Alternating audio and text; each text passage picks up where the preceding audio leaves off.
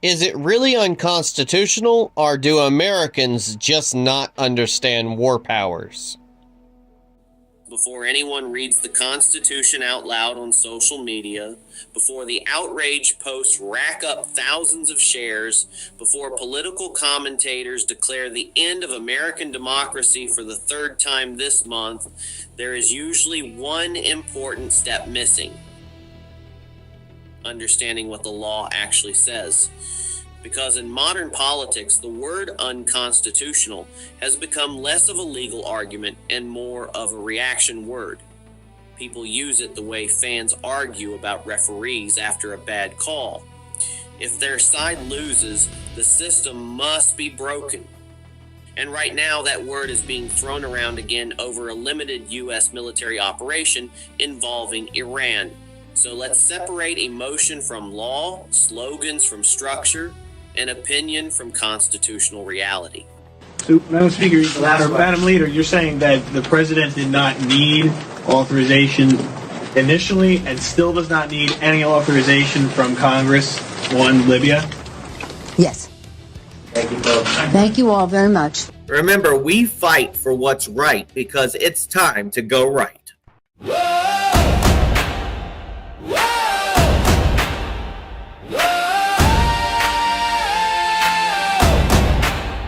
Yeah. Step back. Take a look around. Voices rising, truth on the line. Questions echo through space and time. Freedom speaking, hear the sound. The Constitution standing its ground.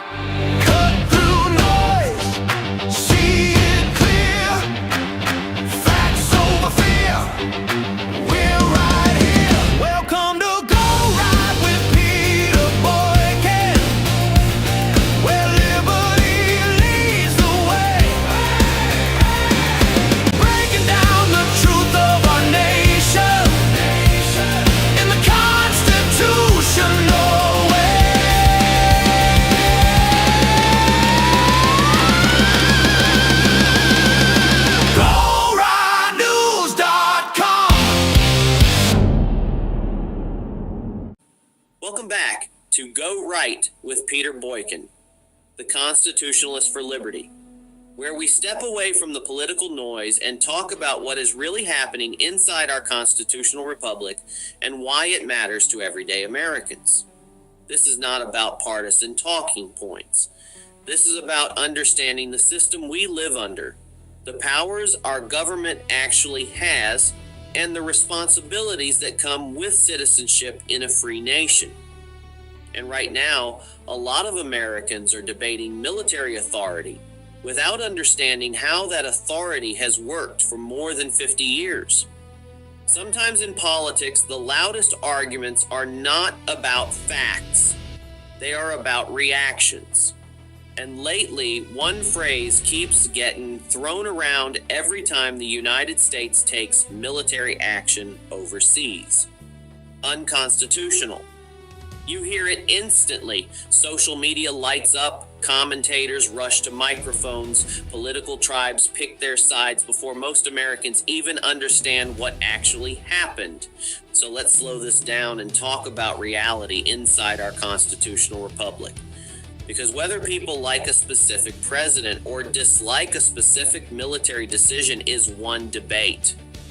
But claiming every limited military operation is automatically unconstitutional is something else entirely.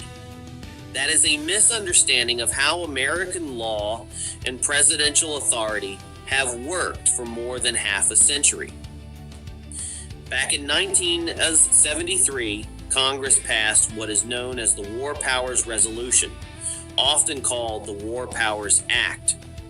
It came after Vietnam, when lawmakers wanted clearer limits and accountability on presidential military action. The goal was not to eliminate executive authority. The goal was to define it. Under that law, a president of the United States can commit American forces into military action without a formal declaration of war from Congress. There are conditions. The president must notify Congress within 48 hours. And those operations are generally limited to a window of roughly 60 to 90 days, unless Congress authorizes continued involvement. That framework has governed modern American military decisions ever since. And here is the part many people forget. The last time the United States formally declared war was during World War II. Since then, Congress has relied on authorizations for use of military force and executive authority instead of traditional declarations. Korea, Vietnam, Iraq, Afghanistan, counterterrorism operations, targeted strikes, peacekeeping missions. Hundreds of military actions across multiple administrations led by presidents from both political parties.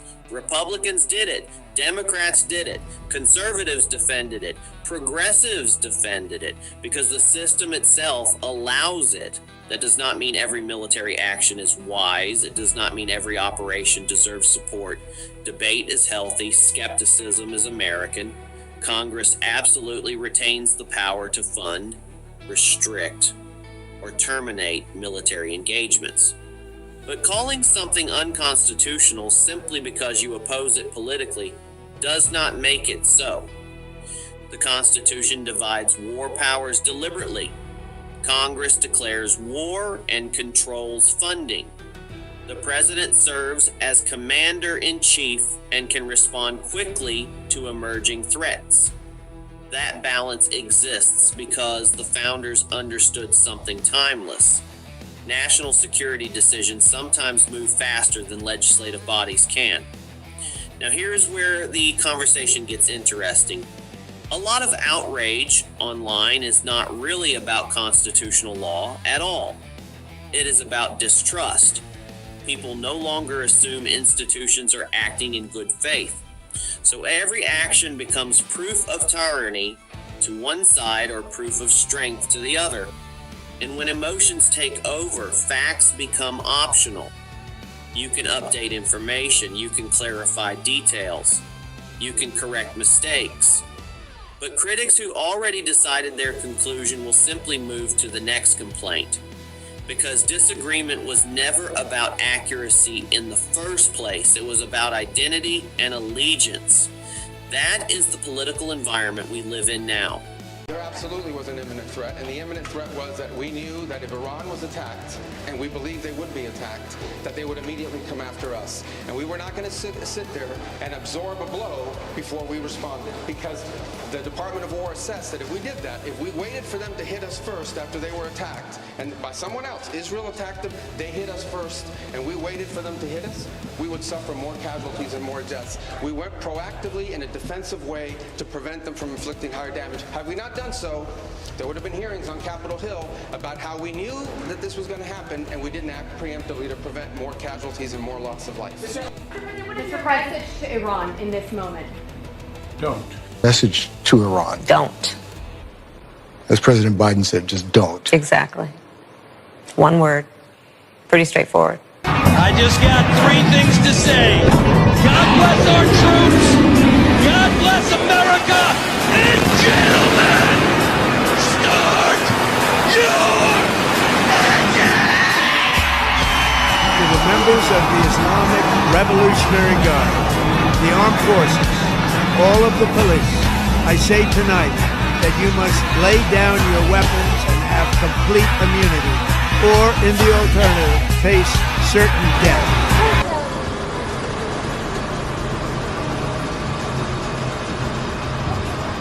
Allah.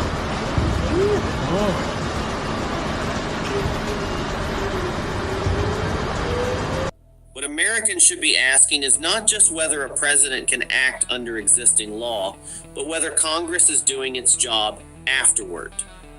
Are lawmakers debating seriously? Are they exercising oversight?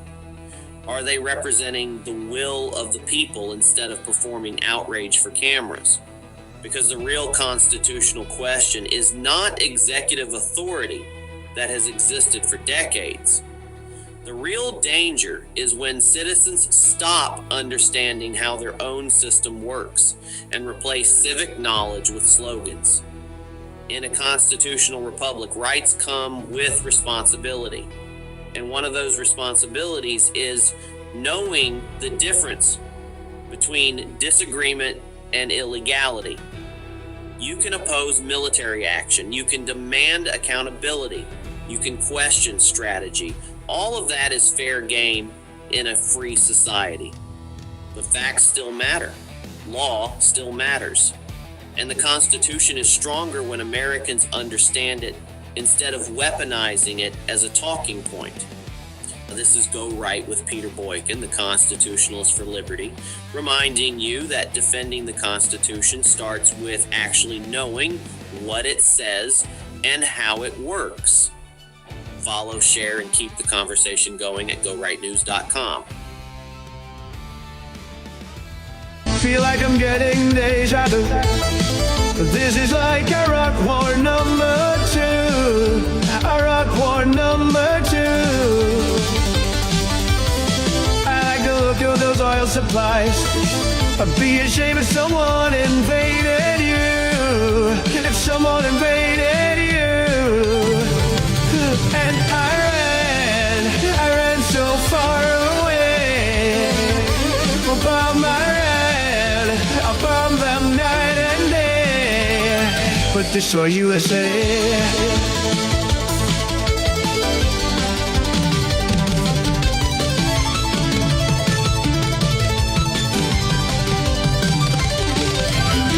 A drone appears above your head. A Moab bomb comes falling down on you. Falling down on you. The fleet is moving nearer still. The Strait of Hormuz, it comes in view. The oil must flow through. And I ran so far away. The bomb I bombed them night and day.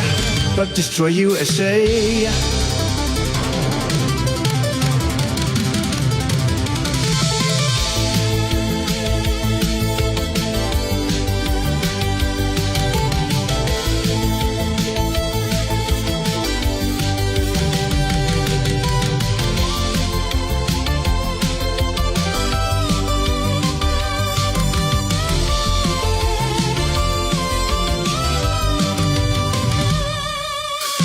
A tiny hit hits a big red button.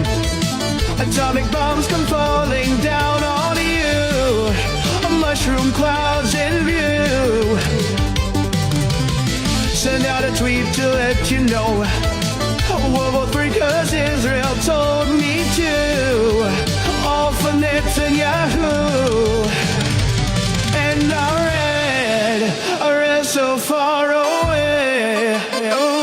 Bomb bomb them night and day.